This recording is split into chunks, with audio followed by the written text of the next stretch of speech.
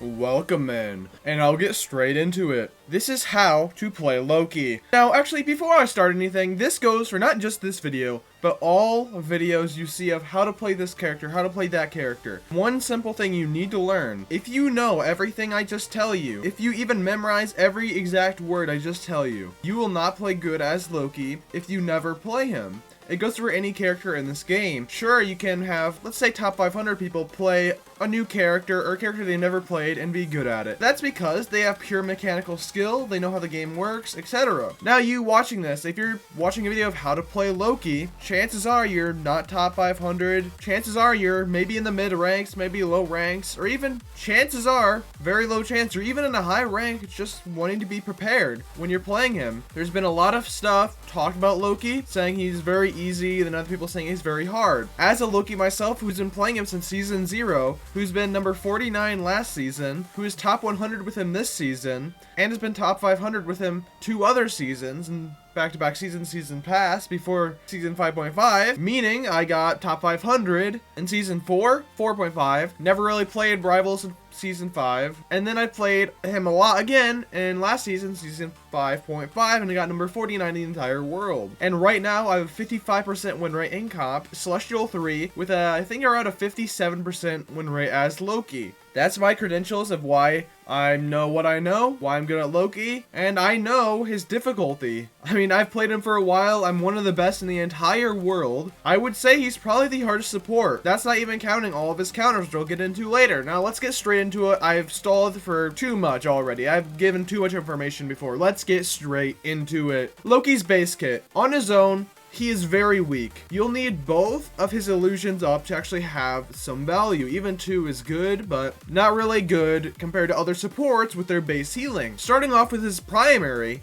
before anything, the basic of the basic. His primary does 10 more healing per basic hit. But if, let's say, you don't think you're very confident on your aim, or just in general, you're not good at aiming, aim for the floor. And over the course of time, you will adjust and get better at him, and be more adjusted with his aim. That's what I did. I always aimed at the floor when I started learning him. Seasons past, before the 10 plus HP per direct hit, I always aimed at the floor because it's more safe to do. But once you get more confident with him, I would say once you get 50+% accuracy with him, because I average with Loki around a 56-55% accuracy rate with him, with a high I think of like 69% one game of this season. I am counting past seasons, and this is with me aiming for direct hits. And then once you are confident that you can hit those shots, do it. You get 10 plus HP per direct hit. That's 30 with both illusions up, which can impact heavy in a game, especially with ult economy. And now that's as much as I can explain for his primary, other than if you reload, it is a very long reload, so be very careful of that. It's not so long you need to calm to your team, hey, I'm reloading, but it can heavily sway a team fight with you reloading and a bunch of burst damage comes in. That's a very high risk for Loki. Your reload, I think it's around 3 seconds-ish, and 3 seconds of pure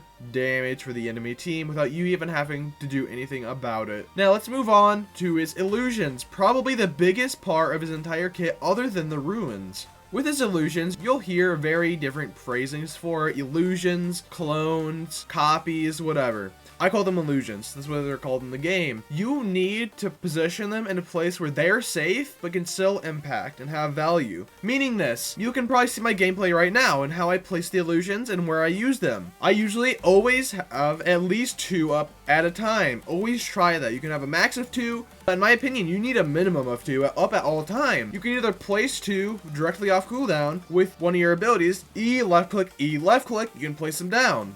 Now, what if you don't have one of those abilities up? You only have 1 illusion up, or even 0, worst case scenario. You can hit right click and go invisible, and it spawns an illusion where you used to be. You'll see me doing that a lot just to place illusions. I actually prefer doing that because, and let's connect the two with my runes, I like grabbing an illusion, saving one up, just in case my team, like let's say my tanks, are taking heavy damage. They're very low. I hit E, left click, shift. That means I throw an illusion at my tanks, shift with the ruins, blankets out, saving both of them. That can heavily impact a team fight where other supports in that position, I mean, those tanks would get rolled over, but with Loki, you have that chance to actually save both of them. Now, I'll get to runes afterwards, but sticking on illusions, if you're new to the channel, you won't know this, but if you're, somewhat knowledgeable of my videos and you paid attention to my Loki gameplay, you'll see that if I'm playing aggressive, if I have confidence, I will place my illusions pretty much in the wide open, because that's where they have the most value, straight in the enemy's face. Because if you shoot, let's say, I guess this is more of a primary thing too, if you shoot at a teammate, they get full health, and then other illusions shoot at the tank, and you know, tank's full health, the illusion shots will go straight through the tank at the enemy. So that's another bonus of doing direct shots. But my point earlier was I placed my illusions almost in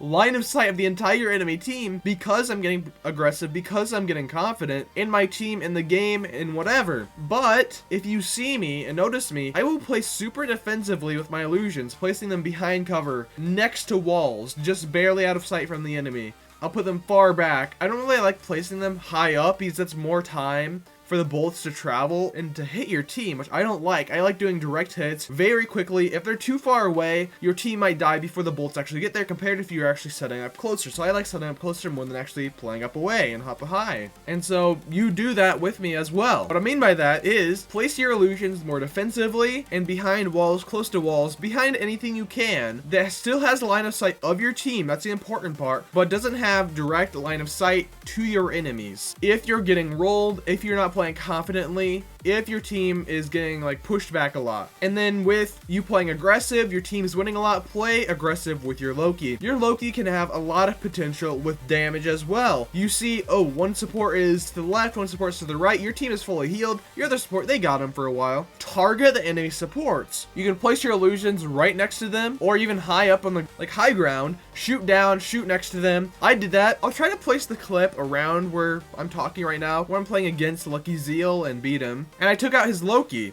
and then a few seconds after I took out his Luna, which granted the Captain America helped me a lot with that little fact right there, just taking out that Luna. But what I did was I killed their Loki and stopped their support ult from happening, which heavily staggered them and overall won us the game. And your illusions can be used in so many ways. I would say mine is kind of a more basic but refined basic version. You'll see like Nexus. He's my favorite Loki content creator, even over myself. I'm not that egotistical. And he will always play more of high ground and even sometimes play above the enemy supports to take them out. And that's a play style. I don't really say you should use that. There's a reason he's the #1 Loki. He's the best Loki. He's, well, at least one of the best Lokis in the entire world. Even, I would say, better than me. I'm number 49 in the entire world and top 100 this season. And his playstyle is very risky. I mean, he even copies tank ults and DPS ults and succeeds at them wildly. Look at his newest video. I mean, I love his videos. But I'm mostly going to teach you how to play how I play. Look at my gameplay on screen right now. Take notes from that. And remember just what I say, because there are giant risks to his playstyle. Like, let's say teleport. That's next in the basic abilities. Teleport, people say it's a free teleport pretty much, and you can get away from any situation. Well, not only do you need to use an illusion for that and take its place while illusion gets dropped off where you used to be, his hitbox stays behind on the illusion as you teleport. So the enemy could be constantly hitting you, you teleport, your screen is halfway across the map, but you still die and fall flat on your face because your hitbox stayed where the illusion was. And that's not really, in my opinion, very fair. It's been that way since season 0. So you need to not only plan, okay, I'm gonna teleport earlier, but where to teleport. Now, where do you teleport? Never inside the enemy team. You should only teleport if you're trying to get to the point quicker, which I always do, or use it to get away from the enemy team. Like, let's say go even further in your back line, or get up to a high place, which I would recommend going behind your back line because high place will make you extremely vulnerable. And if your team is already getting pushed back so far that you need to teleport, your support, duo, or whatever, triple support, whatever you have, they're also getting pressured, and your bullets at that high ground will even take longer to get to them. So you're just leaving your team more susceptible, especially your supports, to damage. So I wouldn't recommend going to high ground in those situations.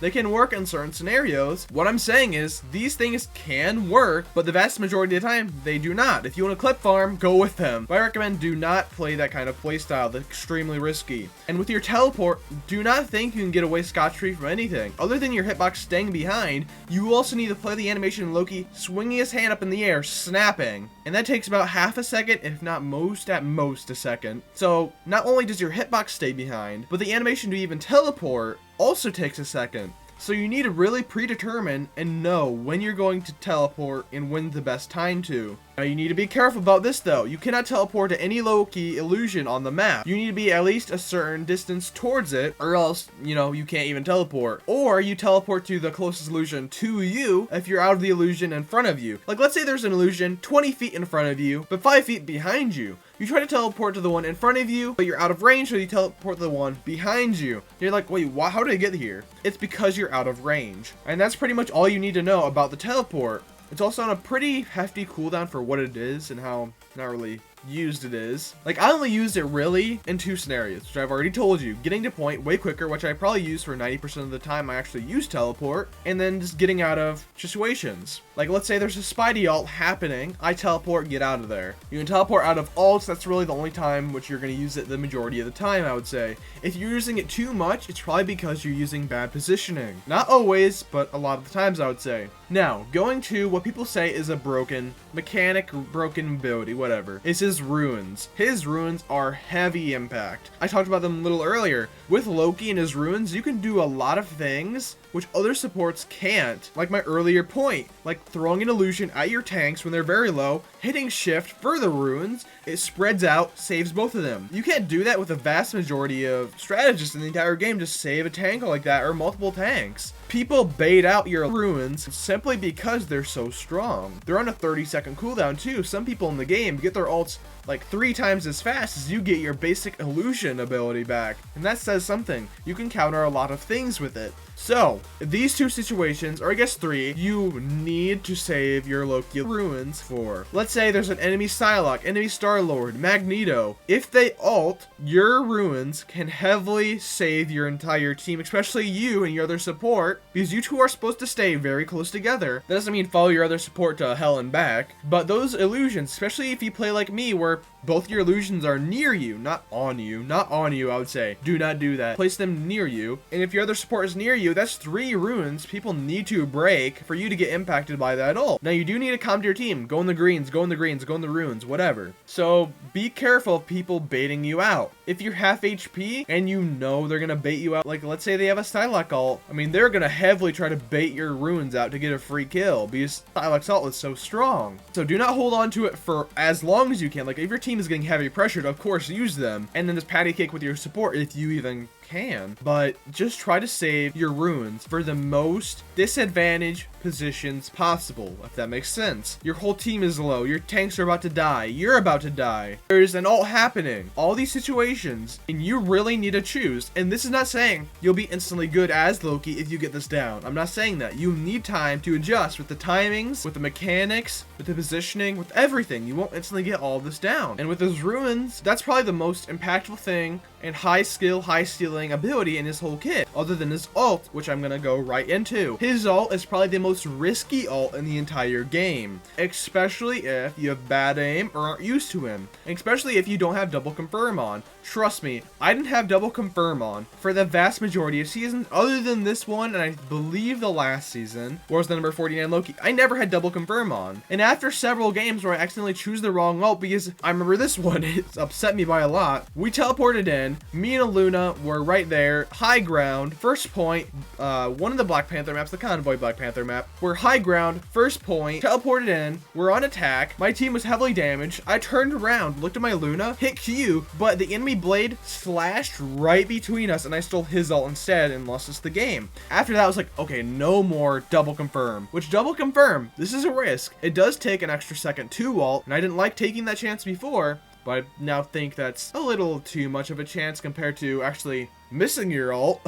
Even though it takes a second longer, you'll save your team a higher percentage, meaning you won't mess up your ult. Because messing up your ult will lose you the team fight, unless you're like Nevix or someone like that, where you copy a Groot ult for your Moon Knight, or copy a Moon Knight for your Groot ult. You can do that, but don't do that unless you're very confident, very skilled, and you know you can do it. That goes for anything risky with Loki. Only do it if you know you can, if you're confident too, and if you have experience and game knowledge as him. Because if you do it and mess up, you are going going to get flamed, the whole morale will get lowered by a lot. With his ult, always copy enemy support ults. I would say, unless you're the top 0.5% of Lokis. I mean, I don't do it, and I'm that top 0.5%. I'm number 49, top 100 this season. I haven't played as much this season, to be completely fair, but do not try copying anything other than a support ult, and always calm to your supports about ulting first, whoever does it. Because let's say you have an invis, okay, I'm gonna ult first, but I'm not commenting right now to them. You copy them, they don't hear it, 2 seconds or 3 seconds later, they ult. Well, there can be 2 offensive invis ults at the exact same time on the same team. So that 2 to 3 seconds of them ulting after you did, and you waiting for the perfect time to ult, you're locked out of your ult. No invis ult can be placed on top of another invis ult, unless the enemy team places one on top of yours. And Loki's timer got nerfed of how long he's actually on a character, so you'll waste your invis ult. And let's say another matchup, you are a Loki and your other support is a Rocket, but the enemy team runs Phoenix. I mean, either you have to switch off because Phoenix counters Rocket, or that Rocket needs to switch off so you have double of another ult. Now, again, you can either switch yourself or ask them to switch, but again, at least from my experiences, a lot of Rocket mains are just purely Rocket one trick, so don't bet on it. I have won matches with Loki and Rocket, even when Rocket was just purely damage boost back in my day, and I've actually won matches by just sniping enemy support ults. Now in those 10 situations, and this will happen in your games, there's gonna be, let's say a Jeff one trick in your lobby. You're a Loki, the enemy team has a Gambit and a Loki. Like, oh, that's a horrible position.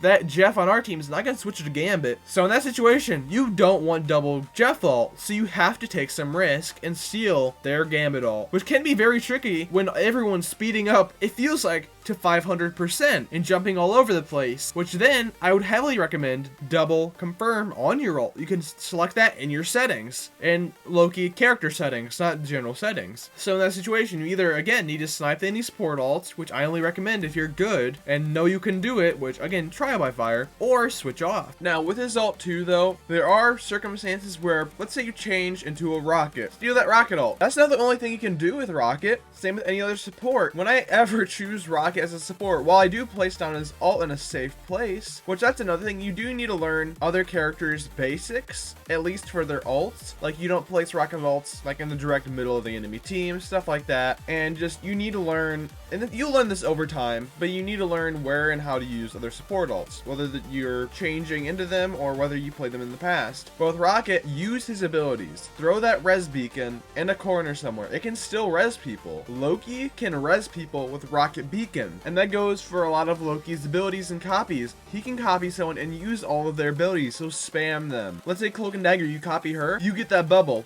throw it on the ground like last second, it stays there after your ult ends. It's like, okay, more healing. Same with the blanket healing, everything. You get off cooldowns, everything the character you copied has, and then you just get your own abilities right back a few seconds later. So again, do that. Now let me explain a little bit more about stuff. Now for your counters, I mean, Loki, he has the most disadvantage when it comes to counters out of any support, other than you being reliant on your other support. Like, let's say you have a Cloak and Dagger, but there's a very good mag on the team. Well, now you're double Cloak and Dagger, you're gonna get dunked on, chances are. Or Phoenix, you have a double Rocket, she slashes through all of your ults. You're at bay with your support the most of the times, but let's say go to counters. Let's start with soft counters. Phoenix, she can pop burst on your illusions. She can still stack her fire on your illusions, meaning they blow up. So if they're right next to you, you will take damage, or she'll just use them as to heal, because she heals, I think, 40 health per 4 seconds with each burst, which can stack. So you can make her pretty much very strong, high health, near immortal, just off of your illusions alone. And getting rid of those illusions also hurt you because you're pretty much useless without your illusions up. So again, hide your illusions away from this Phoenix. I mean, she is like a shark to blood with your illusions. Talking about shark to blood with your illusions, Moon Knight. Against a good Moon Knight, there's really nothing you can do as a Loki. He will just target your illusions, get heavy damage, make you waste your runes on yourself. And then, you know, your team doesn't have runes. You don't have that carry effect with your runes saving your whole team. You have to use them on yourself. And you really need to hide your illusions, but you can't really really do. People say, oh, just move him to the side, just move him up above. Well, above, Moon Knight will still see, and your heals, if he doesn't see them, will be severely slowed down. Now, to the side, okay, behind a wall, maybe you will say, well, what if you push up? What if you get pushed back? Well, those illusions are out of place. What if you play aggressive? Well, you can't do that. Your illusion's behind a wall where enemies can't see. So against a good Moon Knight, switch off. You can see me in my gameplay sometime going against a Moon Knight and I win. I mean, I had a game where I was MVP, 40 plus kills, 10 plus final hits, 50 plus K healing, 20 plus K damage as a Loki against a Lord Moon Knight who was also SVP on the opposite side. Sometimes this is a battle of the wills. This is a rule of thumb. If you play Loki against a Moon Knight, continue playing Loki if you think you have more value playing Loki than Moon Knight takes away. If the Moon Knight takes more value away, switch off of Loki. Now, Bucky, who's been meta since season 0 and has only gotten stronger patch after patch. If you're going against a good Bucky, which I would say even against a good Bucky, you can still win against him way more than a good Moon Knight, switch off if he's being too dominant on your illusions. I would say, if he goes after you with his against and armed and dangerous, place your runes. Try to stagger him, try to kill him. Because if you let him survive, he will go ham on your illusions and kill you. So you either need to stop placing illusions in hopes your team kills him, or continue placing illusions and hope you sustain your team for your team to kill him. Which, even if you play with some more illusions, maybe the enemy team just pockets him and gets more and more value, which you're just feeding. And that's pretty much about it with Loki. There's been maybe some niche things I passed over,